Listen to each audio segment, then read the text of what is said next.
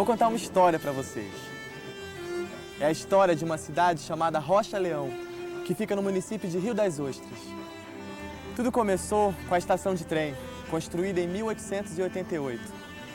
Foi um ano que marcou muito a vida dos habitantes dessa região. Enquanto alguns ganhavam a liberdade com a abolição da escravatura, outros ganhavam o mundo. A estação ferroviária que aqui foi construída trouxe não só esperança para a vida de muita gente, como também progresso. Mas para contar essa história, vamos voltar um pouco ao passado. Ou melhor, a história do Brasil. Quando os navegantes portugueses aportaram às nossas margens, a partir de 1500, ficaram fascinados com o que viram. Começaram a desbravar o território mata dentro, acompanhados por sonhos de riqueza. Encontraram uma terra em que tudo se plantando produzia, além de minerais valiosos a serem descobertos. Mas encontraram também índios que até então desconheciam certos valores europeus.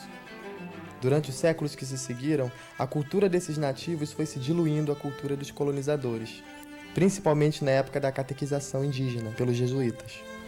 No período da colonização, o Brasil era um território muito disputado por aventureiros europeus.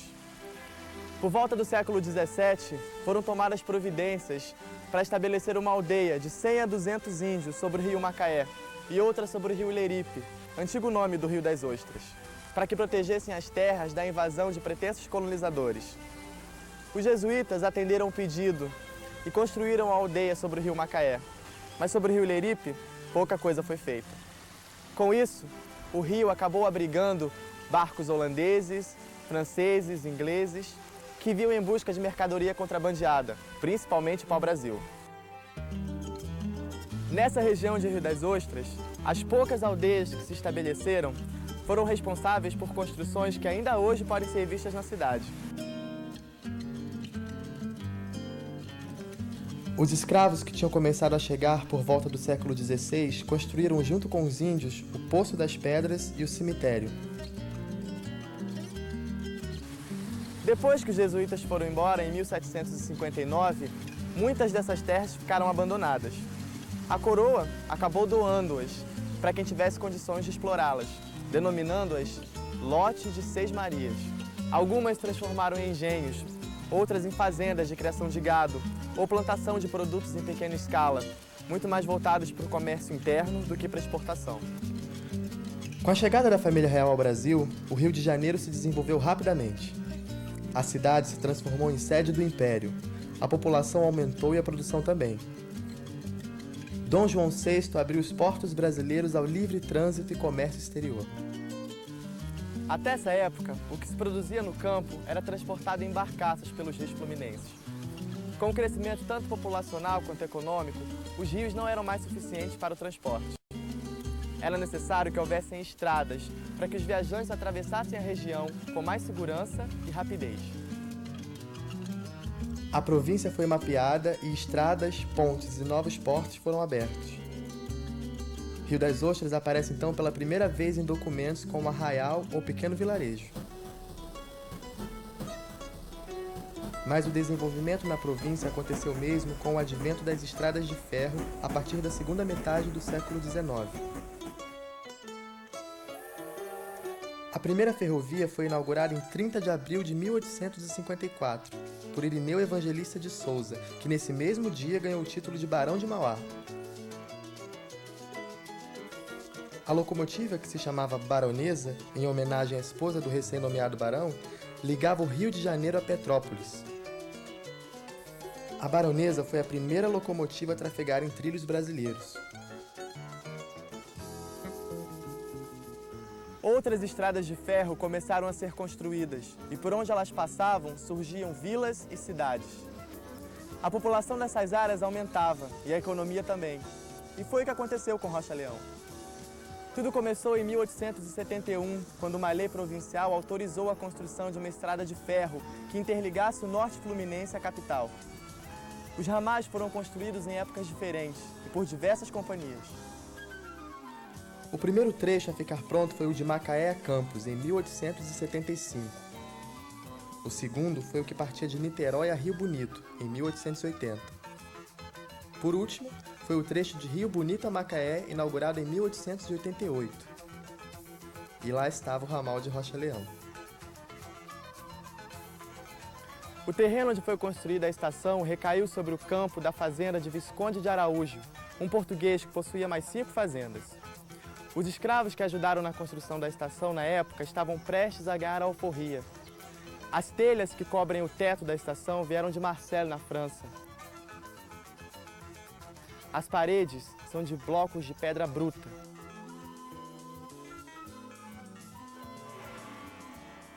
O nome dado à estação de Rocha Leão foi uma homenagem ao até então presidente da província do estado do Rio de Janeiro, Antônio Rocha Fernandes e Leão, que muito contribuiu para a finalização dessa ferrovia.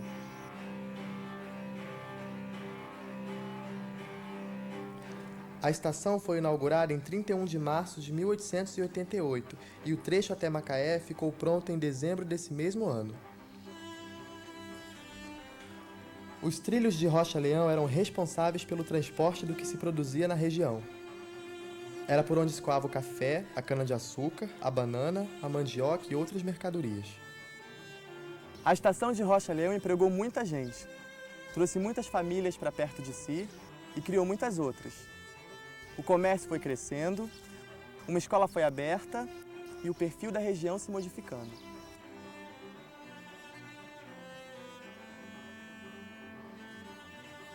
O vilarejo que se formou ao redor também passou a se chamar Rocha Leão. Tanto Rocha Leão quanto o Rio das Ostras pertenciam ao município de Casimiro de Abreu, que foi emancipado de Macaé em 1846.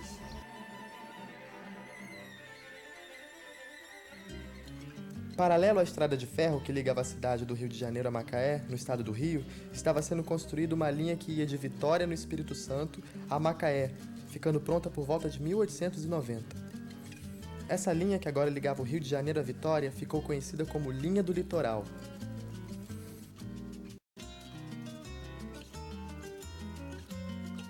E até o início do século XX, todos esses ramais, que foram construídos em épocas diferentes e por várias empresas, acabaram sendo incorporados à Companhia Estrada de Ferro Leopoldina Railway.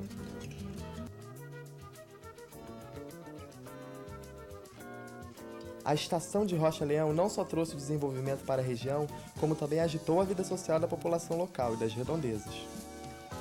Passavam por Rocha Leão o Litorina, que era um trem de luxo com um vagão só e com um restaurante dentro dele. O rápido quase não parava nas estações, ia direto para Campos ou Vitória. O trem misto passava de manhã e à noite, o expresso à tarde e o noturno durante a madrugada. Todos estes possuíam vagões de primeira e segunda classe. Nos vagões de primeira classe viajavam as pessoas mais ilustres, como políticos e autoridades. Muitos mineiros também viajavam por essa ferrovia, na época da política do café. No final do século XIX, os solos que antes produziam café agora estavam esgotados, se transformando em pastagens. Com a diminuição da produção, algumas estações de ferro foram desativadas e as localidades próximas a ela empobreceram.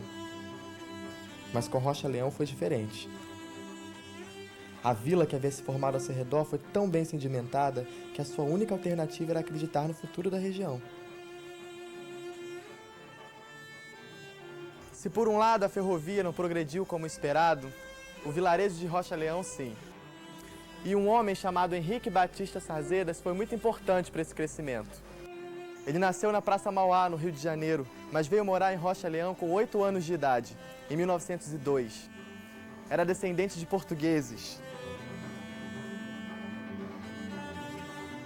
Entre as melhorias que Sarzedas trouxe estão a luz elétrica, água encanada, telefones, escolas, postos de saúde e estradas, dentre outros. Considerado um verdadeiro líder, ele foi eleito vice-prefeito de Casimiro de Abreu entre os anos de 1955 a 1959 e também ajudou a eleger muitos outros. Sarzedas casou-se com Francisca da Silva e teve com ela 11 filhos, dos quais alguns também entraram para a política. Uma de suas filhas, chamada Laci, ainda vive na cidade. Segundo Laci, o único meio de transporte da época era o trem, e a principal diversão de Rocha Leão era justamente ver o trem passar. A outra diversão eram os bailes que aconteciam no armazém da estação. Dona Laci conheceu seu marido, hoje falecido, num desses bailes. Só tinha um por ano. Então a gente esperava o ano todo chegar esse dia, para a gente poder ter um baile, ver os rapazes de fora, né? Em 1940, eu conheci o rapaz com quem me casei, aí num baile ali na estação, no Centro Cultural, que era da rede na época, né? Quando tinha os bailes que meu namorado vinha, eu esperava um ano para vê-lo, porque naquela época ele passava no trem, aí dava um adeuzinho, era o nosso namoro. E eu tenho muita lembrança boa desses bailes. Depois de 8 anos, se casaram e tiveram 3 filhos.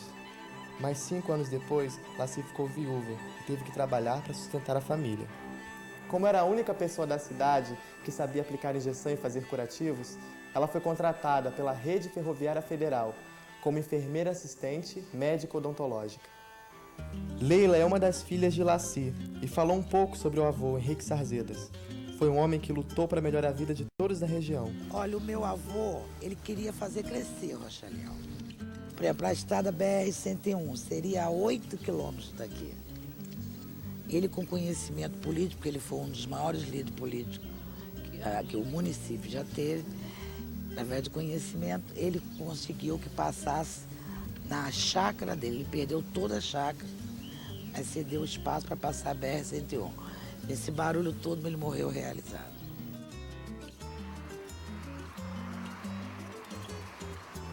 Leila é hoje a diretora da Escola Estadual Rocha Leão, que fica localizada na rua que leva o nome de seu avô, Henrique Sarzedas.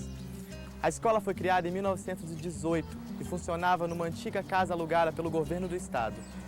Em 1963, um terreno foi doado para a construção da nova escola, que é essa aqui. De lá para cá, várias reformas foram feitas ampliando a construção para receber novos alunos com mais conforto e segurança. Todo esse desenvolvimento de Rocha Leão foi gradual e tudo começou com a construção da estação de ferro, que deu origem a uma vila. Aos poucos, esta vila foi criando uma identidade e se fazendo respeitar na região. A chegada de Sarzedas a Rocha Leão também ajudou a impulsionar o distrito em direção ao desenvolvimento. E foi na esperança de alcançar uma vida melhor para seus habitantes e o desejo de progredir que Rocha Leão acabou conquistando seu lugar. Muito ao contrário do que aconteceu com outras vilas que se formaram a partir de estradas de ferro e que acabaram caindo no esquecimento quando o sistema ferroviário brasileiro ficou em segundo plano.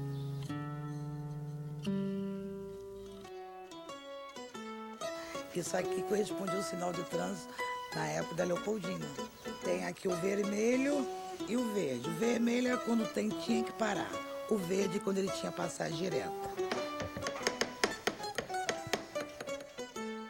Isso aqui é o telégrafo, é o aparelho da qual era transmitida a mensagem entre uma estação e outra. Quando ele dava partida a um trem, ele já passava, aqui tinha uma fitinha que deixava as marcas, como recebia a mensagem, ele passava também.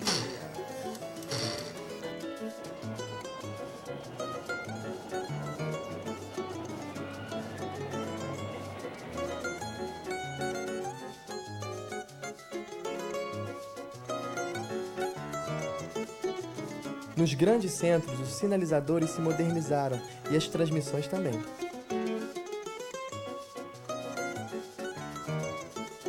Mas apesar de dezenas de ferrovias terem sido construídas interligando todas as regiões do Brasil, de novas locomotivas terem sido importadas e de carros elétricos substituírem os a vapor, esse meio de transporte naufragou ao longo do século XX.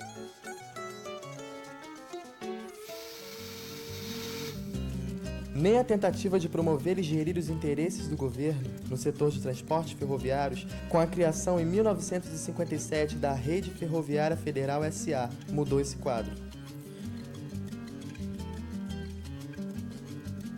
No início dos anos 80, os trens de passageiros que uniam o Rio de Janeiro à Vitória pararam de circular. E em 1997, a Rede Ferroviária Federal foi privatizada e dividida em várias companhias. Muitas pararam de funcionar como transporte de passageiros, ficando somente responsável pelo transporte de cargas. E foi o que aconteceu com a parte da linha do litoral, que hoje é operada pela Ferrovia Centro-Atlântica. E funciona basicamente com 3 cargueiros, transportando minério e combustível.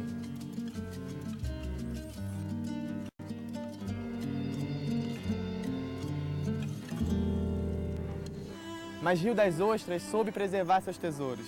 E a estação de ferro de Rocha Leão é uma das pérolas que o tempo não conseguiu apagar.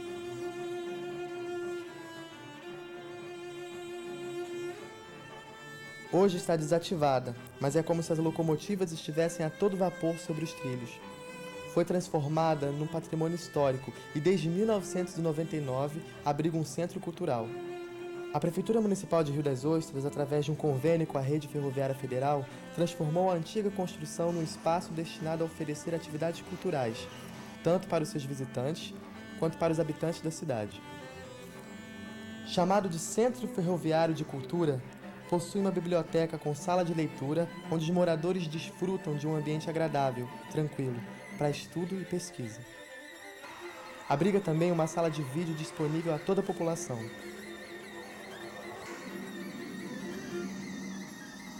A Fundação Rio das Ostras de Cultura é quem administra a estação de Rocha Leão e procura sempre investir na recuperação e preservação do patrimônio histórico da região, revelando não só as lembranças que sobreviveram ao tempo, mas também transformando o passado em futuro.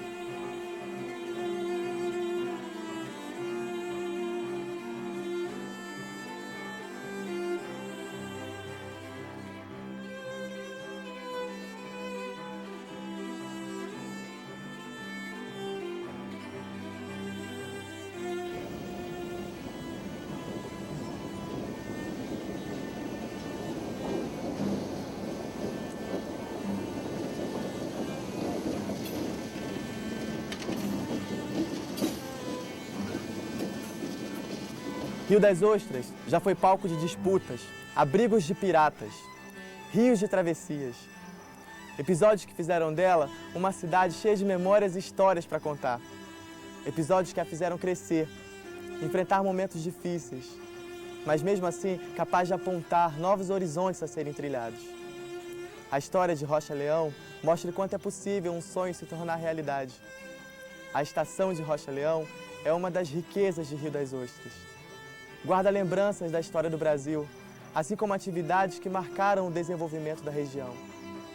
É como uma pérola na costa brasileira, que brilha e encanta quem por ela passar.